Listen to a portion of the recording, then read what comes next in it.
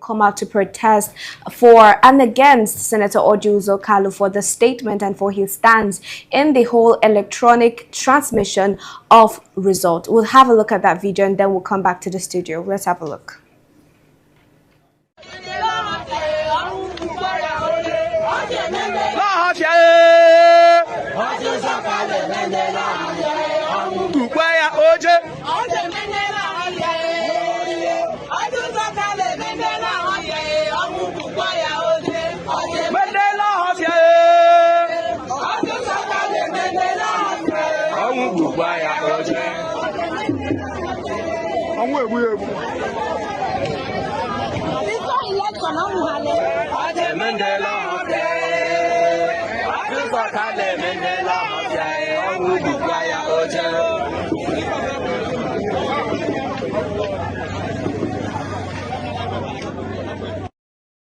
And welcome to Active Citizens Parliament and Active Citizens. I'm your host, Sharon N.M. Chuku. And doing this with me, I have Miss Ifeoma Orji. Not Orji Uzor, just Ifeoma I can never be buying this and I cast it. Good evening, Sharon. My name is Ifeoma Orji, not Orji Uzor. Thank you.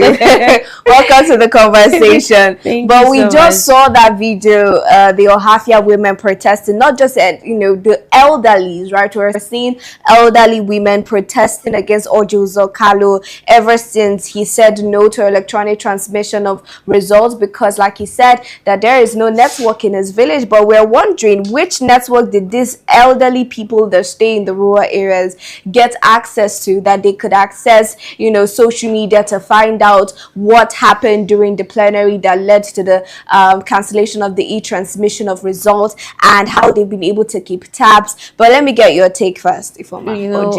I think the comment section is a wash. It is. Hey, a lot of people are saying that for these women, elderly women, to come together, carry that drum. They say the drum represents the spirit or something like that, the gods, spirit of the gods, and they are kind of inviting the spirit of the gods for Orji Uzor Kalu, that he is in deep soup. So I am not really going to talk about the consequences traditionally, because I am not a soothsayer and I am not a native doctor, but I know that things about tradition, we don't joke with it here in Africa, especially the Igbo tribe. So I think maybe he should find a way to see if he can appease these women, because it shows that they are really angered.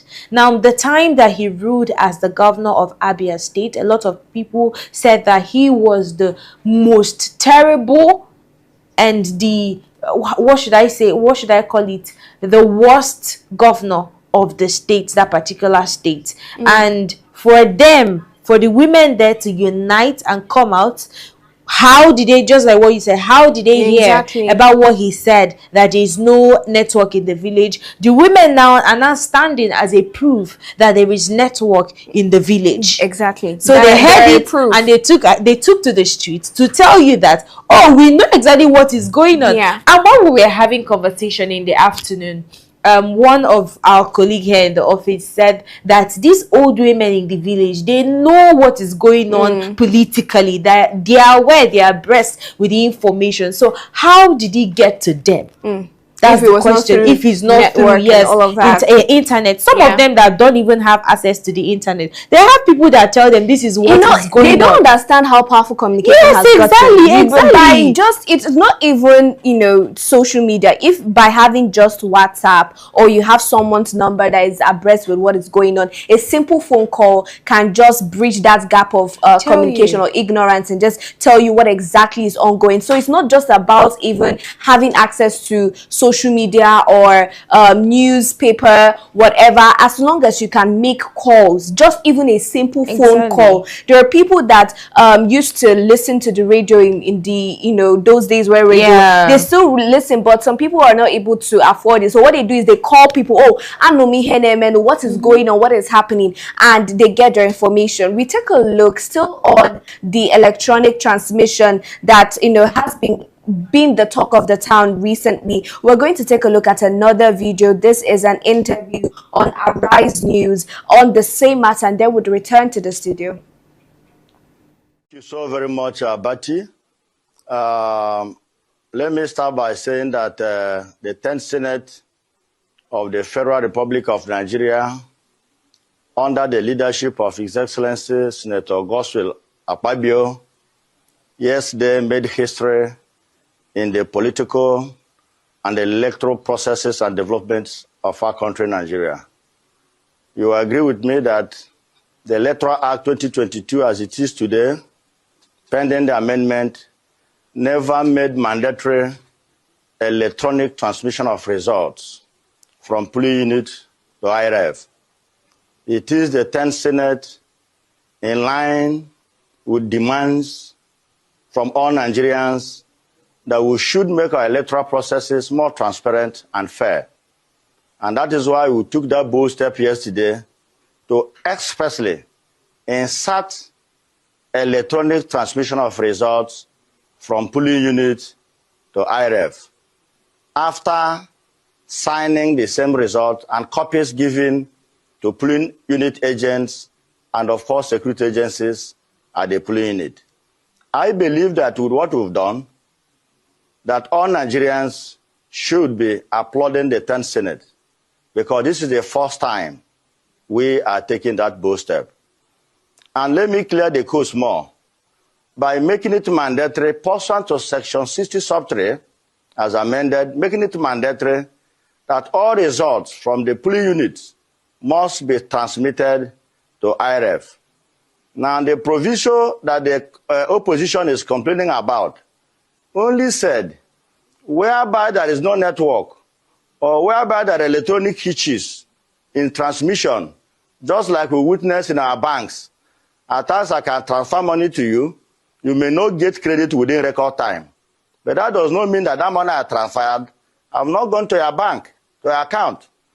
If you wait for some time, that money will drop. At best, you can make reference, to your app. So that provision is just saying, whereby there and then, the result didn't report at the IRF as a result of a network problem or other hitches in the course of the transmission, that the presiding officer should not cancel such a result. The result in INEC form EC8A should be announced and be transferred to the next level. Probably before you get to the next level, the IRF result may have dropped. That is what we are talking about. And I believe that all fears have been cleared. What the other political parties should be doing, including APC, is to build a more strong platform in their polling units to make sure that everything goes seamlessly. But as Parliament, I believe that we've done what we're supposed to do, taking into account, the agitations and yearnings of Nigerians. And I must tell you, from yesterday till now, that we'll pass that aspect, though not completely, because we constituted a conference committee to meet with our colleagues from the House of. All right, that is coming from Senator Oyekachi Nwebunyi, the federal lawmaker representing Ebonyi North Senatorial District. He is saying that the Senate has made history, basically, and we should applaud them, because really what they have done is to just understand and feel the pulse of the people and change their stance in order to represent what they feel for the people. And for that, Senator Akpabio has made history. But before we get to that, still talking the protests we are seeing in Ohafia by the Ohafia women in Abia State against Senator Orji, Uzor, Kalu. And this question, this is not the first time I'm going to ask it. It is the fact that we are seeing more and more people actively involved in this protest against, it's been a while I've seen Nigerians heavily say no to a stance from the government. Now we're seeing more women. Before we started with the youths, Randy Peters, Mama P and the likes. fighting against this. Now we saw the politicians, and we're seeing elderly women who, like I said, must have had access to this information for them to understand that it was Orji or Kalu who was supposed to represent them that came out and said that he is not passing the e-transmission bill, or is saying no to it because his village does not have network. Now the people from the same village have come out now, the elderly women, now to dispute that fact, and now to even go as far as wishing him death, right? And then this is so profound in every sense of the word. It is really profound. And my question is, this protest, do you see it ending anytime soon? Let me talk a little on this women, these Abia women. It reminds me of the same Abia women that fought for Nigeria's independence years back. And it was these same Abia women that is coming out to protest against Orji Kalu, who was their former governor. Now, I believe that whatever you do in life, if you're ruling, leave a legacy. And that legacy will speak for you. It will speak for your generation. Now, you could see clearly that his legacy is speaking for him. Yeah. He's so loud that even the elderly can attest to the things he did, terrible things he did while he was governor. I told you that during the afternoon show that this man was accused of over how many billions that he stole from Abia State people, and he was sentenced to 12 years imprisonment, and the court nullified it because he has entered APC, which reminds me what that should be Adams or Shomole said one time, that once you join APC, that your sins are forgiven. And these are the same set of people that will still go and make laws that will look like they are for the people, the people of Nigeria, while it's more like half, it should, let me just surface level or self-serving. Now the democracy that this man now is talking about, the history, he said that Abia made history. That's something that the 9th Senate could not do, that the 10th Senate, led by Senator Godswill Abia, was able to do that. Let me remind us that in that House of Assembly, we have the House of Reps and the House of Senate, and which the House of Reps is the lower class, which the House of Senate is the higher class. Now the House of Reps actually assented to the e-transmission of electronic results.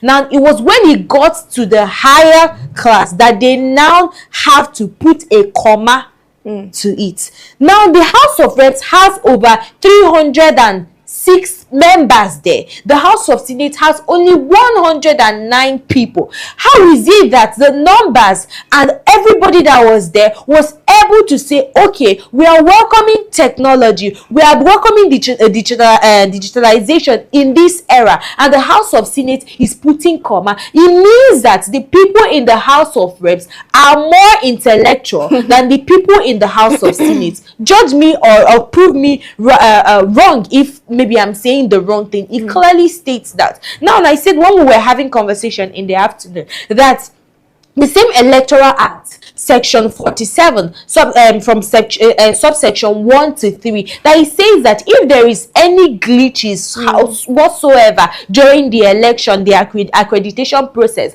that the election should be cancelled and rescheduled. Why is it that they did not consider that particular part in the section? Rather, they went ahead to say if the election did not, if people could not vote or they could not upload election results, that they should resort to manual collation. Manual collation that we've used in 2023, and we saw how terribly everything turned out, and we're returning back to the same manual collation. And this is more, like I said in the afternoon show, that is the lacuna that Rufai Oseni of Arise TV said, that even if that this House of Assembly kind of assents to this particular law now, passing this into law, that they are going to create a loophole, and that loophole they will create is the loophole that will allow them rig election, and that is that loophole that they have created. Nigerians need to say no to this abracadabra that happens during election. We don't want it anymore. What we want is free, fair, and credible election, and that is on a full stop. No however, no clauses, nothing more. Thank you very much, Ifoma. And I do agree with everything you've said.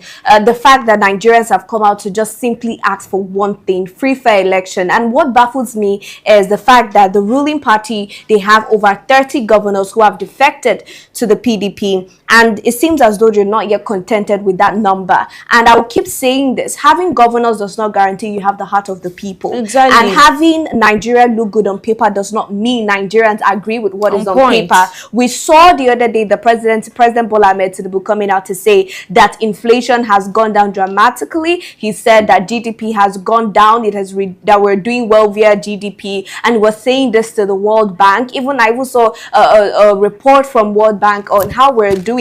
Just to come today, and I'm seeing that we are ranking, was it not number 35 in the most corrupt world countries in the world, and all of these data is it's in the public. It's open for anyone to see that we are not in the right direction. We're not doing it as we're supposed to do it. And especially for this e-transmission, if there's anything that has given me joy in the last few months, it is the involvement of people that I'm seeing. Yes, we don't have as much mammoth crowd as I would like or prefer, but the fact is there is there is a huge number of people who have come out to say no to what the Senate is saying or trying to push down our throats. If you want to have all the governors in your party, that is not a problem. It is they say it's out of their own free will, which is fine. Give us the opportunity as a civil society. What are they give us the opportunity as a people to give you our free will come 2027. The only way we can do that and give our free will is when we have access to free, fair elections. Now, when you have a clause like this, a caveat, okay, yes, you can go about doing your electronic transmission and all that, but that is what changes everything. We don't want to pretend like we're happy. We're not. People don't want to pretend like they're cool with what you are saying. Okay, as long as they have agreed to the e-transmission, that is not what we want. We want accountability. We want transparency. We want preparedness. We want INEC to act as though they're really serious about the future and the destiny of this country. Because every 4 years, the destiny of this country really lies in the hands of INEC. Not really, it lies in the hands of INEC, because even as much as the people would come out to express, oh, this is what I want, this is who we want, if INEC does not give us that platform, if they do not give us that opportunity to do that free, fair, and square, we are not going to get what we want. And it is really unfortunate that they're acting like this, because the Constitution has already made INEC the only recognized body to conduct elections and announce results and announce winners. So there really is no other body. That's why I say, and I'll keep saying, that the destiny of this country lies in the hands of INEC, and that is why we must pay attention, right, to the acts, to the reforms. Everything that concerns INEC really concerns us. We cannot continue to play daft when we have issues like this. All right, I would love to take your take, but let's take a look at a video from Sowore during the protest in Abuja, and then would come and get your take, Ifoma. No state Akpabio goes to in Nigeria that he doesn't find network to connect with his girlfriends. Exactly. There is no state that Adams Oshiomhole goes to that he doesn't have network to rub the feet of the Ashawus. So they have been giving you all these excuses so that Nigeria will not progress in our own time. Yes. But we have decided that Nigeria must progress in our own time. Whether they like it or not. No. And that's why I was warning the police officer who was lifting up a tear gas canister. If you shoot a tear gas here, you have started the war. Because we have told you many times we are not your enemies. But if you want to turn us to your enemies, you know what NSAS is all about. Yes. And if this country is good, it will be good for you too. I once came to this National Assembly to fight for policemen. 74,000 of them were promoted because of that since 2025 January and now. These policemen. Victims. So don't appeal to them anymore. No. We are past that stage. But I want to thank all of you who are here. I'm aware that they are having an emergency meeting. Yes, sir.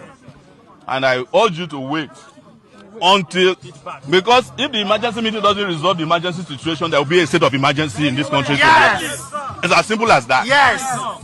But I cannot do without thanking Peter for having consistently, Aisha, Mama P, and all of us, who have been saying that this is unacceptable. Yes. But I will say one last thing.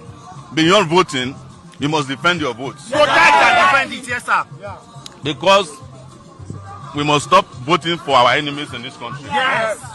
And nobody should be saying that we are only good for protest, that we are not good to be leaders. Yes.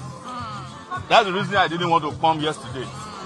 I want the politicians who benefit from our activities to also participate, to also become activists themselves. Not that when we are done fighting, you will not tell us that go and sit down, you are activists. But when it is time to fight for a better country, you say go and fight. Let everybody come outside and fight.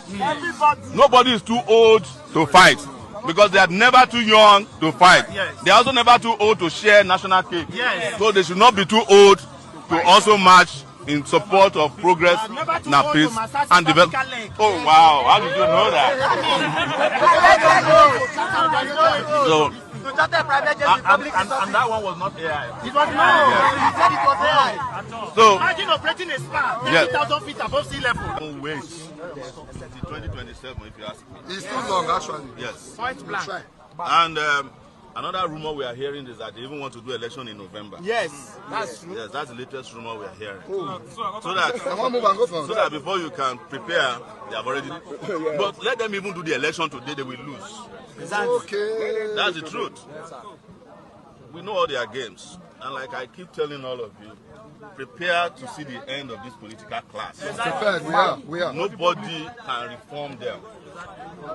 Because some of the people who voted for the removal of this particular section of the electoral, they were people who were with you deceptively in 2022 and 2023. Yes.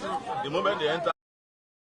Nobody is indeed too old to protest, as they are not too old to share national cake. Nice one coming from Sore, who was live at the protest in Abuja concerning the electronic transmission of results. But before we went on that break to look at that video, you were trying to say something, so let me get your take and also your perspective on the fact that he said he wanted more politicians to join in the protest. I was trying to talk about what the discussions that we were having earlier, which was apart from the women that were protesting, what the man was saying. And I said that I remember one time I watched an interview of Patu Tomi, and he said that we agree that these governors from different political parties are defecting to APC. But there's one significant thing that he said, and I'm standing on that thing that he said. He said that the people are not defecting with them. Thank you. And that is on point.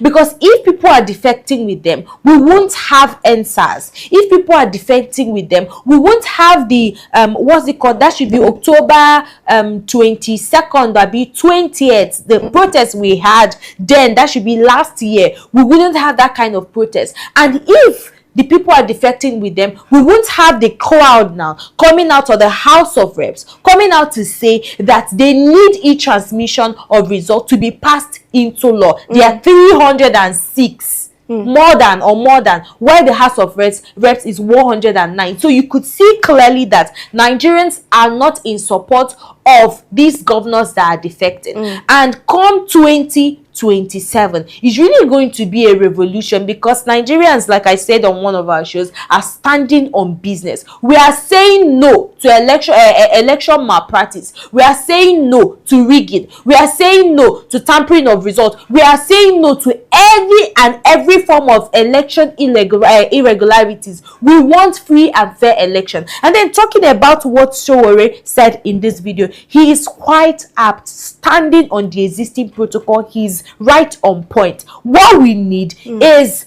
people, both old, both young, elderly, no matter whatever you are, so long as if you are in the Senate House or if you are in the ministerial position, you can still share the national cake. You are not too old to receive the national cake, so you shouldn't be too old to stand on the mandate of the people, the yearning of the people, which is pass the bill, which is e-transmission of results, not e-transfer of results. So I hope Nigerians can really hear what is going on now. And if you are a Nigerian and you are not active politically, Jehovah help you, Almighty help you, because come 2027 you're going to cry blood. Now I know most definitely that 2027 is going to be hot, and what I say is that hotness, it will come from either our government, the people we vote for, the people that vote for themselves, and Nigerians. So the hotness is coming one side, and which, if the right thing is not being done before this election, the hotness is going to come from Nigerians. You're going to see revolution.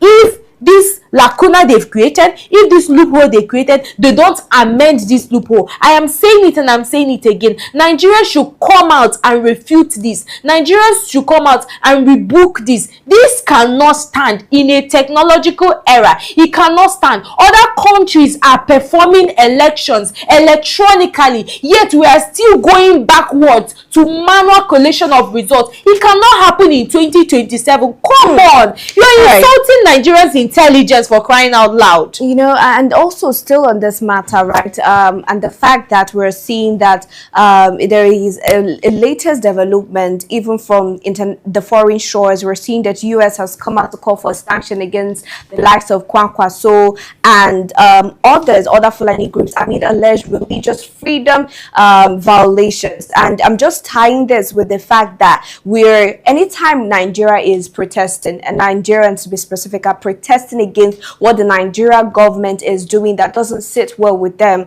these politicians that would normally come out to campaign and promise heaven and earth will not come out to stand in solidarity with the people. And my question is, even if they're in the opposition, how sure are we that when they get into power they would not repeat the same things that we are complaining about? Now, still on this matter, right, just giving my take on the entire protest that has been ongoing and the fact that we have this crop of politicians who are really out to fill in their own pockets and for their stomach infrastructure and not for the good of the people, because it can't be that you're standing for the good of the people where you go and you pass on laws that will bite them in the back or that will not profit them positively. And I'm saying to people the likes of Orji, Uzor, Kalu to be specific, and the people in the APC party, because we know majority of these senators are in a particular party. We cannot have multi-party system being practiced in Nigeria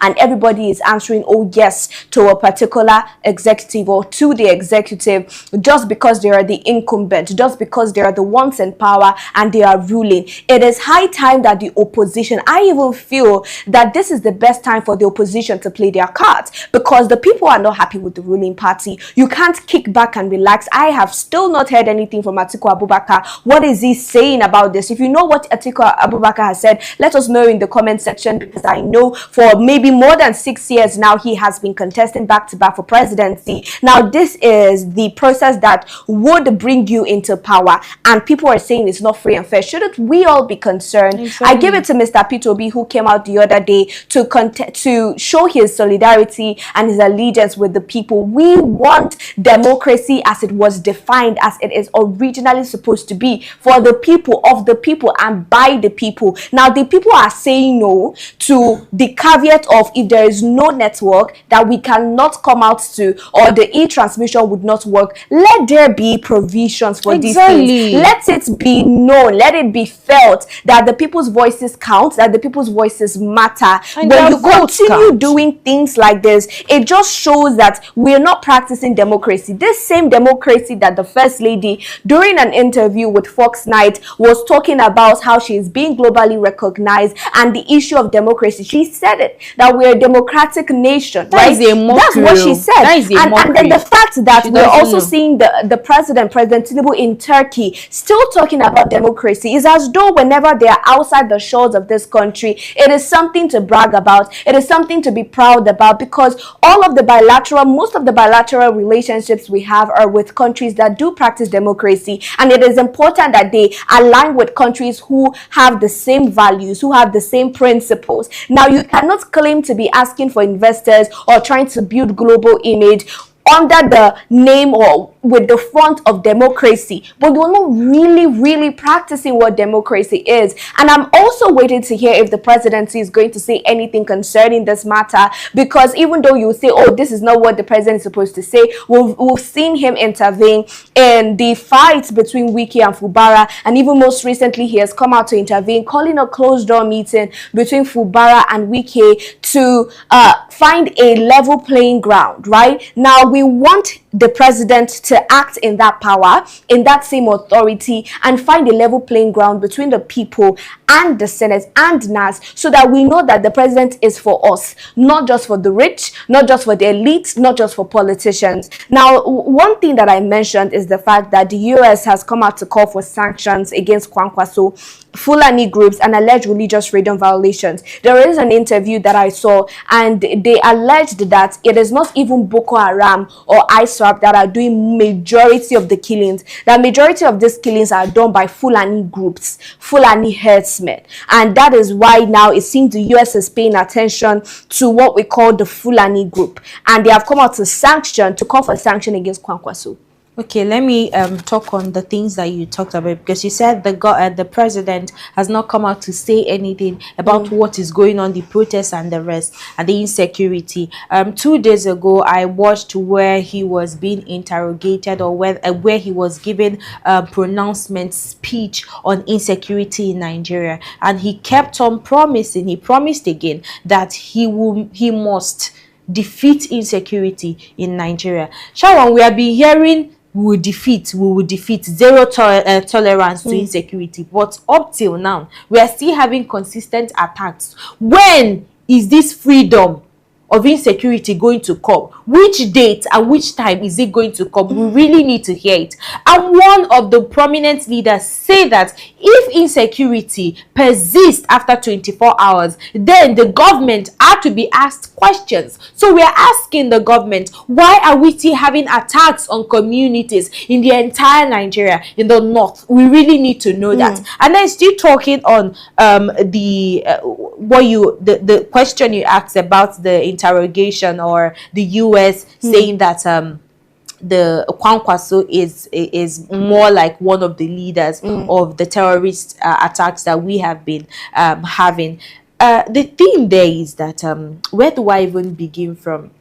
I'll just still start by what I said earlier, that if insecurity persists, then the government should be asked some questions. And Kwankwaso is part of the government. He has been a former governor of Kanu State, if I'm not mistaken, a two-term governor of Kanu State, and a lot of things are most definite went down. And up now he's having, the fights that he's having with his godson. But that aside, what I'm trying to say now is, I remember last year the US, that should be Riley Moore, he came out one time and he said that they were going to release names of terrorist financiers in Nigeria, and that is what they've gone ahead to release now. And now I'm asking the federal government, what are they doing with these names that have been released? And I really hope that Riley Moore will release more names, because I know that it's not just the Fulanis. There are a lot of people in government that are financing this. Kwankwaso is not and can never be the only one financing this. So all of them that are doing this, please release the names as you've released Kwankwaso's name, so that if we are calling them, we'll be calling them out for their atrocities,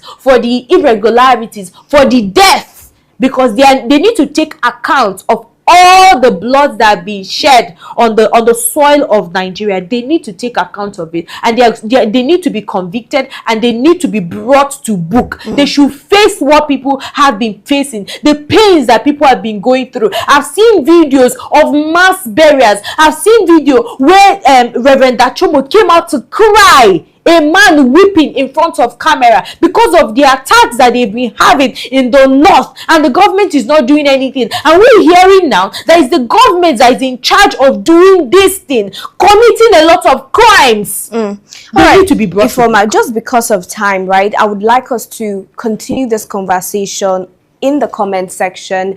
We've heard that this is what is happening. We've also seen that the United States sent 200 extra troops to Nigeria to also combat insecurity and fight against those persecuting Christians in Nigeria. But we'll have to call it a wrap right here in the studio. Thank you so much, Orji, for doing this with us. To our viewers, thank you if you're watching for the first time. This is Active Citizens Parliament on Active Citizens. If you're yet to subscribe, do well to do that and follow us across all media at Active Citizens. Till we see you tomorrow, do have a good evening.